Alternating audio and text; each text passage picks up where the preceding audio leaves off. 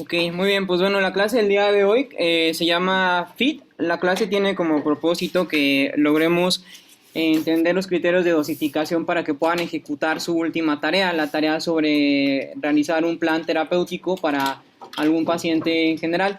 Esa tarea no objetiva que nos enfoquemos en un paciente en específico, pueden ustedes enfocarse en el paciente que ustedes quieran, puede ser por ejemplo un paciente con alguna enfermedad crónica no transmisible, como por ejemplo hipertensión, diabetes, dislipidemia, cáncer o lo mismo en un paciente posiblemente saludable que no tenga ninguna enfermedad y que simplemente su objetivo sea trabajar, por ejemplo, la recomposición corporal, bajar de peso, incrementar masa muscular, etcétera. Entonces no hay como una variante específica para poder dirigir su tarea, su proyecto.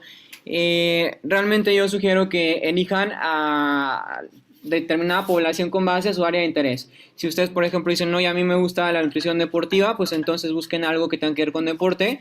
Si les gusta un tanto más como lo clínico, pues entonces algo que tenga que ver con lo clínico, lo pediátrico, pues un niño, etcétera, ¿va? Entonces no tiene que ser un tipo de paciente en particular, sino más bien por área de interés de cada quien, ¿va? En ese sentido, entonces, pues bueno, vamos a estar revisando el día de hoy los componentes que se utilizan para poder prescribir la actividad física. Ya hemos hablado de recomendaciones básicas la semana pasada, por lo tanto ustedes ya conocen como las dianas o las líneas que van a buscar al momento de prescribir actividad física, tanto aeróbica como anaeróbica. Según las guías de la OMS y de las guías canadienses, pues bueno, un sujeto tendría que estar haciendo aproximadamente 150 minutos de actividad física aeróbica de características moderadas distribuidos en la semana. En ese sentido, pues ese tiempo es el que ustedes tendrán que considerar como tiempo propicio para poder hacer su prescripción. Asimismo, la misma OMS establece que mínimo 2 días a la semana tendríamos que estar haciendo entrenamiento anaeróbico, es decir, de fuerza o contrarresistencia, por lo que también tomarían en cuenta eso. Obviamente, si su paciente tiene otros tintes, si por ejemplo su paciente tiene como tintes mejorar la composición corporal y quieren ganar, por ejemplo, volumen, fuerza, tamaño muscular, etcétera, pues posiblemente 2 días a la semana sea completamente insuficiente para conseguir ese resultado. Entonces, más bien esta recomendación de 2 días de fuerza es como para preservar la salud de manera ordinaria en un sujeto sano como tal o en un sujeto con alguna enfermedad crónica no transmisible, ¿va? Entonces, pues bueno, ya lo hemos repetido innumerables veces, la actividad física y el ejercicio programado pues es medicina y en ese sentido tendríamos entonces que estarlo prescribiendo de manera formal. Más tarde voy a mostrarles yo también un esquema o unos gráficos de cómo yo lo prescribo y qué tipo de recursos utilizo para que el paciente lo pueda entender y lo pueda comprender con mayor precisión. Entonces ahorita al final les comento, bueno, más bien les muestro mi formato para que también lo puedan revisar, ¿sale? Entonces, bien. Lo primero que tenemos que determinar es pues el diagnóstico que el paciente tiene, ¿no? Para este caso el diagnóstico es hipertensión, DX quiere decir diagnóstico y TX quiere decir tratamiento. Siempre lo van a ver así, tienen que empezar a relacionarlo de esa manera porque en lo clínico y en lo cotidiano lo solemos referenciar así, DX tratamiento, perdón, diagnóstico y TX tratamiento. Entonces para este caso, diagnóstico hipertensión, tratamiento, ejercicio y al final pues los datos de ustedes, ¿no? De quién está recomendando y con base a qué. Entonces, bien, lo que vamos a utilizar para hacer esta prescripción es principalmente el concepto o modelo FIT. Creo que ya lo habíamos mencionado anteriormente. FIT significa o es un acrónimo que establece la frecuencia, la intensidad, el tiempo y el tipo.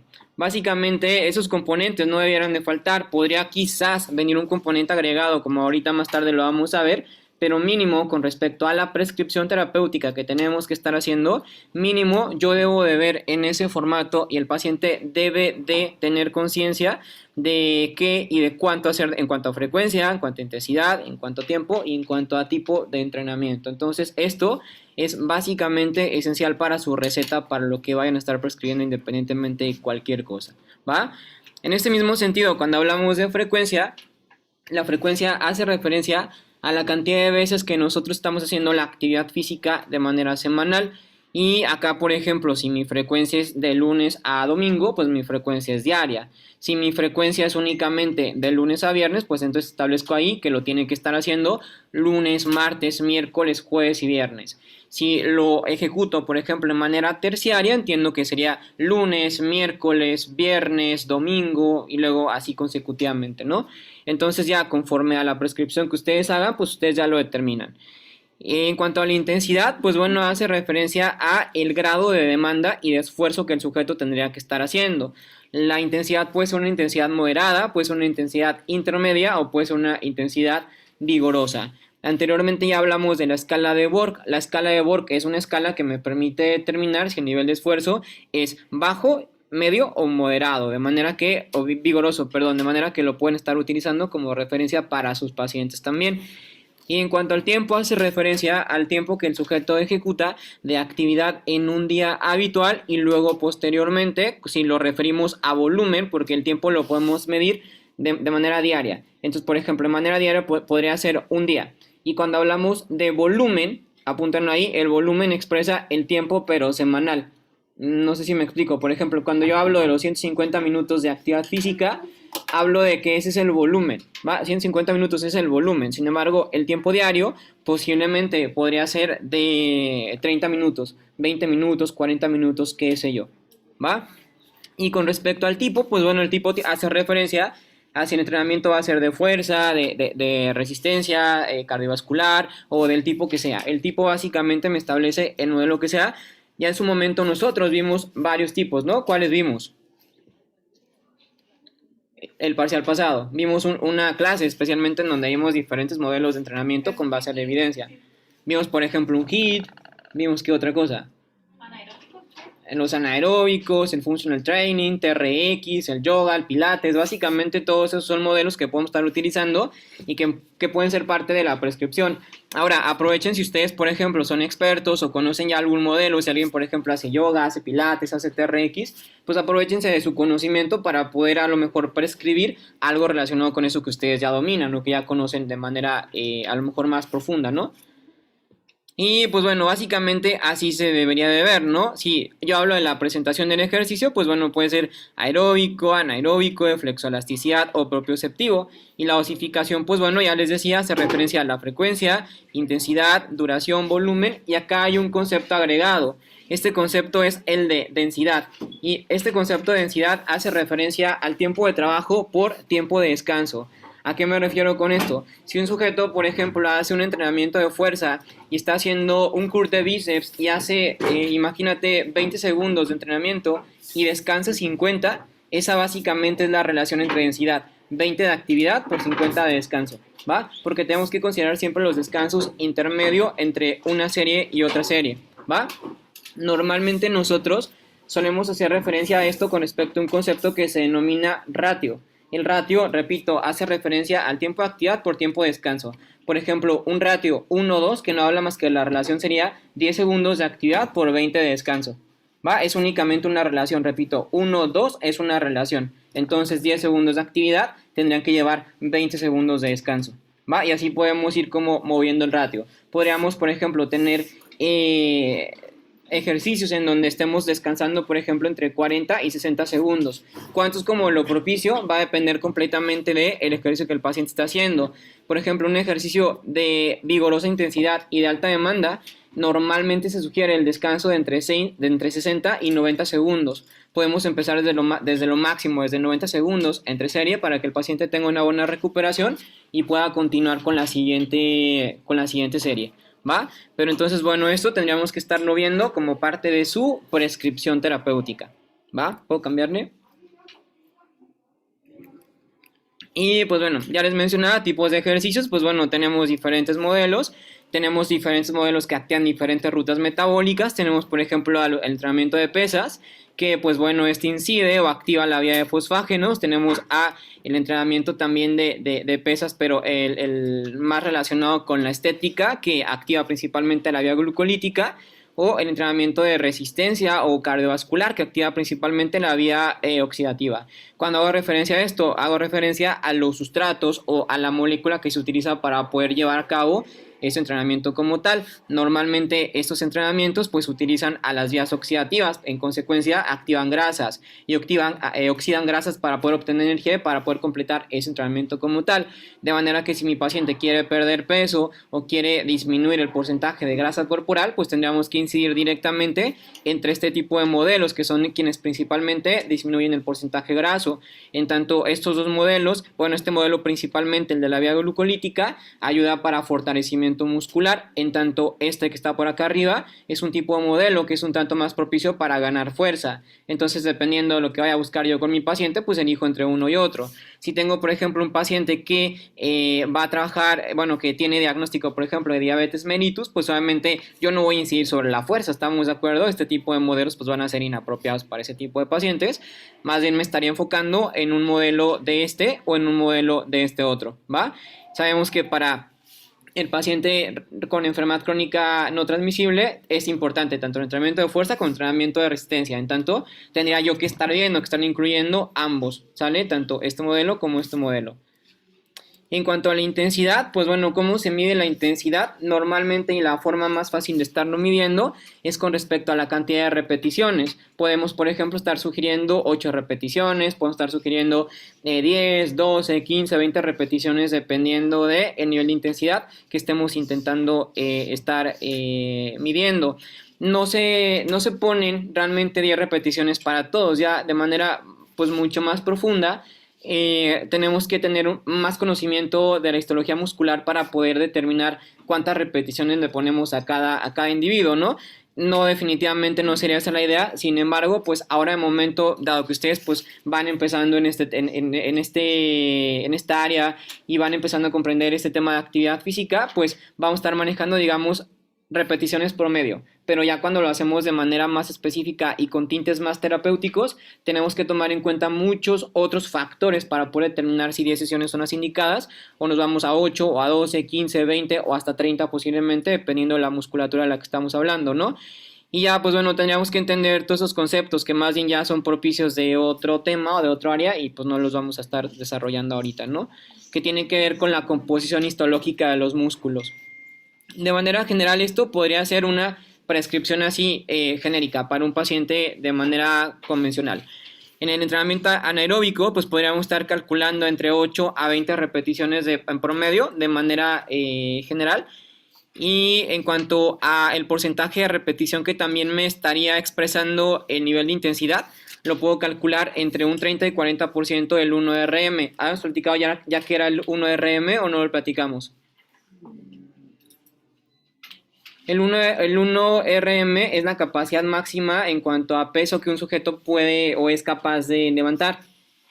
Haría referencia a esto a un peso máximo que le permitiría a un sujeto levantar una única repetición. Entonces, a mí, por ejemplo, 100 kilogramos me permite levantar solamente una vez una sentadilla, por ejemplo, o un curl de bíceps o lo que sea, pues ese sería mi 1RM, ¿va? Sería como mi tope, será como mi máximo peso a levantar una única ocasión. Ya de ese peso solemos hacer porcentualizaciones. ¿A qué me refiero con esto? Por ejemplo, si yo en una sentadilla logro estar ejecutando la sentadilla con 125 kilos, ese es mi 100%. Entonces ya de eso obtengo mi 30%, mi 50%, mi 70%, etcétera. ¿Me explico? Entonces de ese valor máximo yo porcentualizo y le doy a mi paciente las indicaciones de cuánto peso tendría que estar levantando en tal o cual ejercicio. Obviamente para esto yo tendría antes que hacer pruebas con mi paciente para saber cuál es su peso máximo, ¿no? De otra manera y de manera más cotidiana, por ejemplo, con un sujeto que entrena de manera pues un tanto más lúdica, con un hipertenso, con un diabético, etcétera, a lo mejor pues no lo hacemos. Hay pruebas predictivas, podemos hacer por ejemplo una ecuación y esa ecuación nos permite sacar pues el porcentaje 1RM del paciente. Pero hacia la rápida, vamos, lo que podemos hacer es indicarle al paciente pues que tendría que trabajar al 30% de su esfuerzo. Es como algo muy rápido para que el paciente con hipertensión o con diabetes lo entienda rápidamente y no tengamos que estar haciendo pues un cálculo o una prueba previa a indicarle el peso que tendrá que estar levantando, ¿va? Entonces normalmente pues para miembro superior entre 30 y 40% del 1RM y para miembro inferior entre un 50 y 60% del 1RM. Importante entender que esto, repito, es para población saludable o para población pues que no tiene otro tipo de pretensiones. En un sujeto que, por ejemplo, intenta ganar masa muscular y que intenta hipertrofiarse, esto es totalmente insuficiente. Sería imposible que con esto consiguiera esas metas. Eventualmente en un sujeto que tiene ese tipo de pretensiones solemos trabajar de entre un 60 a un 95% del porcentaje de un 9RM. Entonces esto sería completamente inapropiado para esas metas en particular. Esto es más bien, como les digo, para alguien pues convencional, ¿va? El tiempo concéntrico hace referencia a el tiempo que el sujeto tarda llevando, por ejemplo, el segmento distal a la región proximal, es decir, en el que acortamos el músculo como tal, lo podemos entender así.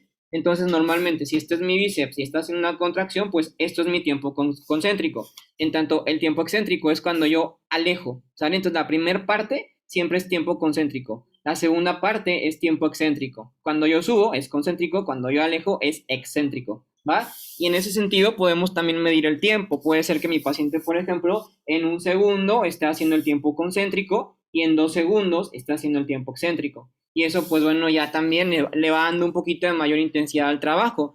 Va a ser mucho más sencillo si el paciente lo hace a un tiempo concéntrico de 1 por 1, porque será algo así como que 1, 1, 1, 1. Si el paciente, por ejemplo, invierte eso y hace un tiempo concéntrico de esta manera, hace 1 y luego hace 3 de excéntrico, va a ser sumamente pesado o vamos a incrementar la demanda y en consecuencia la intensidad. Entonces, pues bueno, ya estos serían como criterios que ustedes tomarán en cuenta para luego ir progresando con el paciente. De manera inicial, pues vamos a trabajar con tiempos concéntricos y excéntricos a la par, al mismo ratio, 1, 1 o 2, 2, para que no sea tan demandante para el paciente, ¿va? Y esos son como los ratios que les decía, son con los que pueden trabajar un ratio 1, 2 o un ratio 1, 1, que repito, 1, 1 hace referencia a mismo tiempo de concéntrico, mismo tiempo excéntrico, ¿va?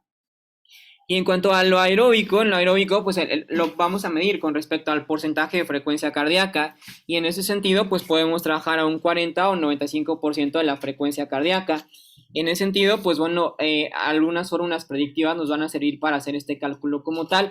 Ahorita les muestro una fórmula predictiva para que lo puedan ustedes pues hacer. De otra manera, podemos trabajar con la escala de Borg, que ya la vimos, que es muy fácil para que el paciente la entienda, y esa también pues nos mide el nivel de intensidad.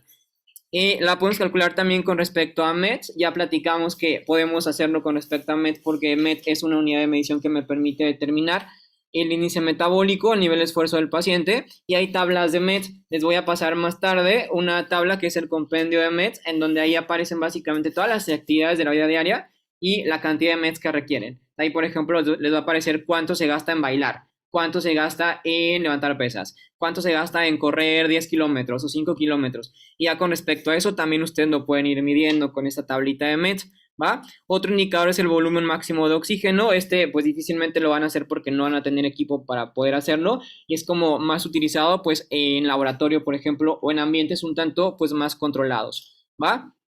Y pues bueno, esto no lo tomen en cuenta. Principalmente para entrenamiento aeróbico, pues para medir la intensidad, tomamos en cuenta el porcentaje de frecuencia cardíaca, ¿va? ¿Saben hacer ese cálculo de frecuencia cardíaca? Es muy sencillo. Bien, lo vamos a hacer ahorita en su cuaderno para que lo tengan así a la rápida. La frecuencia cardíaca máxima la determinamos con respecto a la edad que ustedes tienen. Vamos a utilizar una constante y la constante es 220. 220 es la constante y a ese 220 hay que restarle su edad. El resultado que obtienen es su frecuencia cardíaca máxima. ¿Ya lo tienen? Si se sienten muy así, ya ahorita me cambiaron el cable y ya funciona todo. Ok. Nada más, si se quieren ir para allá, ya es. Como ustedes, pues si ya están aquí. Yo creo que nos quedamos acá porque me costó trabajo reconectarme al internet. Chévere. Va, gracias. Ok, ya tiene resultado. Ok, ese resultado básicamente es su frecuencia cardíaca máxima. Si yo, por ejemplo, digo que vamos a trabajar al 60%, pues de ese resultado habríamos que calcular el 60%. Y sería muy fácil, simplemente a ese resultado hay que multiplicarlo por 0.60, para que no hagan una regla de 3, porque lo conveniente sería que sea una regla de 3, pero para evitar esa ecuación, pues simplemente con que lo multipliquen por 0.60, 0.70, 0.80, obtienen su porcentaje de frecuencia cardíaca. Entonces, por favor, háganme el favor de calcular el 60% de su frecuencia cardíaca máxima. 60% de su frecuencia cardíaca máxima, porfa, todos. O sea, su resultado final simplemente por punto 60. 120.6, por allá por atrás.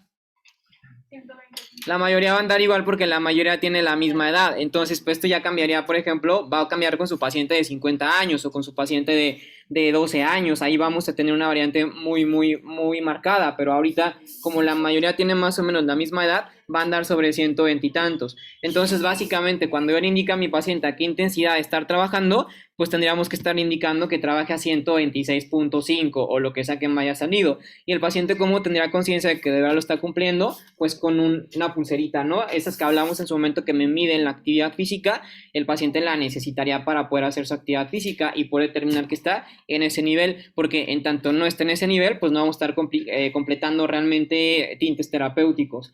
Si el paciente, como les digo, no tiene la pulserita y no tienen posibilidad ustedes de hacer este cálculo, pues con la escala de Borg no habría de otra, pero de preferencia que siempre sea objetivo, que se pueda medir, que lo puedan calcular y que el paciente pueda tener conciencia. Y como les digo, la pulserita siempre, el monitor de frecuencia cardíaca siempre es una muy buena alternativa porque aparte te mide pasos, te mide tiempo de sueño y entonces está padre que el paciente lo traiga y que se sienta como vigilado. Y esto me lo voy a pasar. En cuanto a frecuencia, pues bueno, básicamente la frecuencia es importante con respecto al tiempo de descanso. El entrenamiento, por ejemplo, aeróbico, que viene acá representado de color rojo, normalmente lo podemos hacer de forma cotidiana y de forma diaria y no hay ningún tipo de problema. Se puede hacer incluso de lunes a domingo y no hay conflicto. Básicamente se puede realizar de forma diaria. En tanto, el anaeróbico se sugiere siempre que tengamos descanso, sobre todo si vamos a trabajar con el mismo músculo como tal. Normalmente los músculos requieren de entre 24 a 72 horas de descanso para poder trabajar ese mismo músculo como tal. Entonces, si por ejemplo acá vamos a estar trabajando, imagínate, con tren inferior estamos trabajando cuádriceps y grupo glúteo, pues no lo podemos trabajar al día siguiente, porque de hecho el cuádriceps, al ser un músculo sumamente grande, es de los componentes musculares que más tiempo de descanso requieren. Al cuádriceps no lo podemos estimular en tiempos menores a 72 horas. En consecuencia, si yo le quiero, por ejemplo, lo quiero estar trabajando de manera continua, pues tendría que ser, por ejemplo, el día lunes y luego posteriormente el día jueves para tener un descanso propicio. Es una mentada de madre trabajarlo de forma diaria. Entonces, dependiendo de cómo ustedes lo vayan a dosificar o cómo lo vayan a estar calculando, pues ya determinan el tiempo de descanso. Pero repito, músculos pequeños, usualmente como podría ser el bíceps, como podría ser incluso el gastrocnemio, que son los músculos de la pierna, los músculos, bueno, le llaman pantorrilla, se pueden trabajar básicamente cada 48 horas, entre 24 y 48 horas, porque son músculos que tienen mayormente esas características para poder ser trabajables, pero la mayoría no.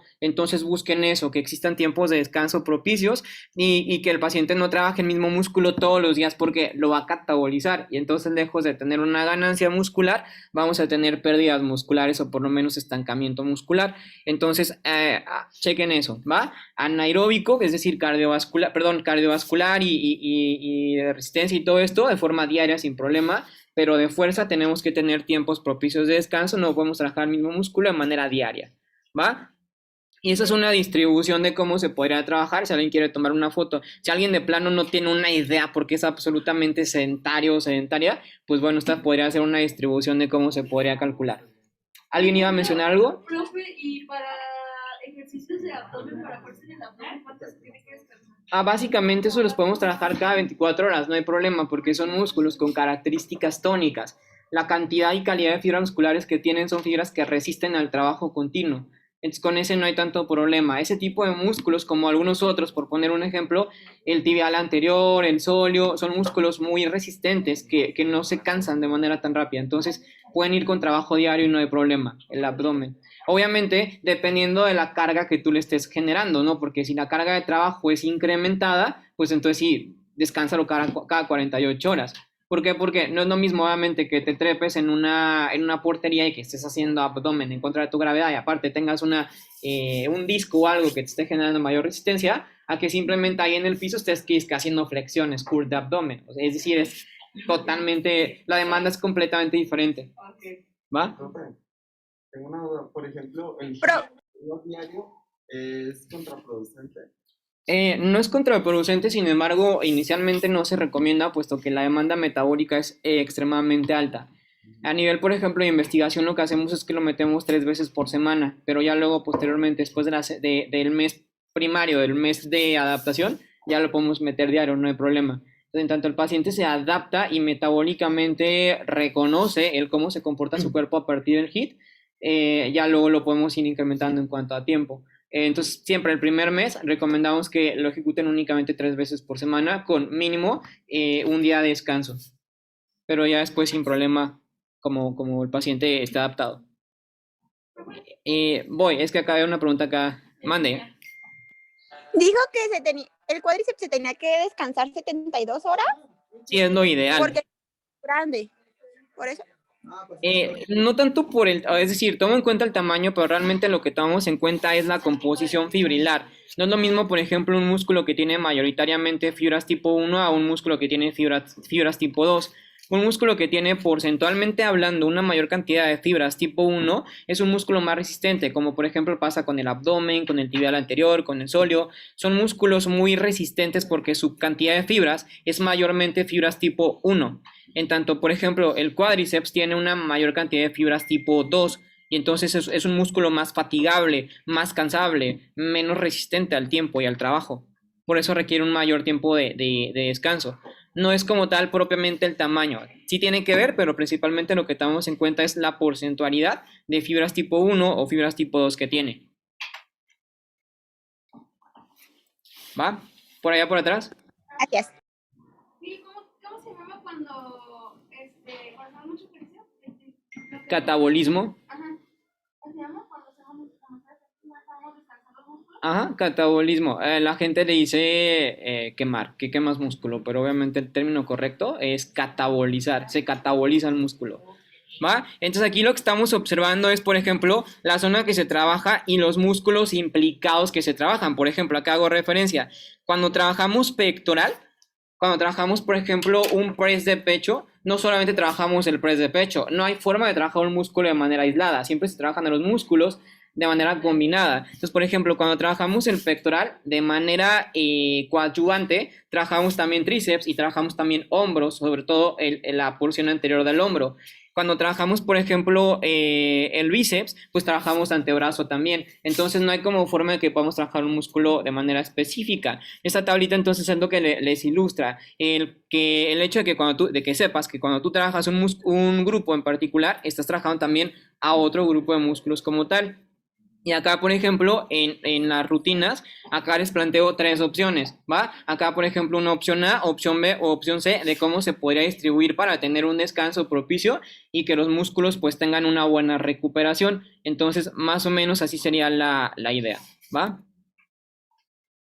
Y pues bueno, con respecto a la progresión, ya les decía, la progresión hace referencia a cómo vamos a ir incrementando la demanda y cómo le vamos a ir subiendo un poquito peso, cómo le vamos a ir subiendo a la cantidad de repeticiones, al tiempo de descanso, etcétera. Entonces tenemos invariablemente que estar progresando con respecto a el tiempo. Es muy importante entender que cuando un sujeto ya no está cumpliendo metas y cuando está completamente estancado es porque está fallando la progresión, ¿sí? Y pasa muy, muy, muy comúnmente. Oye, llevo 5 meses en el gimnasio, 6 meses en el gimnasio y estoy exactamente igual. Pues ahí va a haber 2 fallas. Uno, o que la alimentación no esté correcta y que tu recomendación energética o tu cantidad proteica no sea la correcta.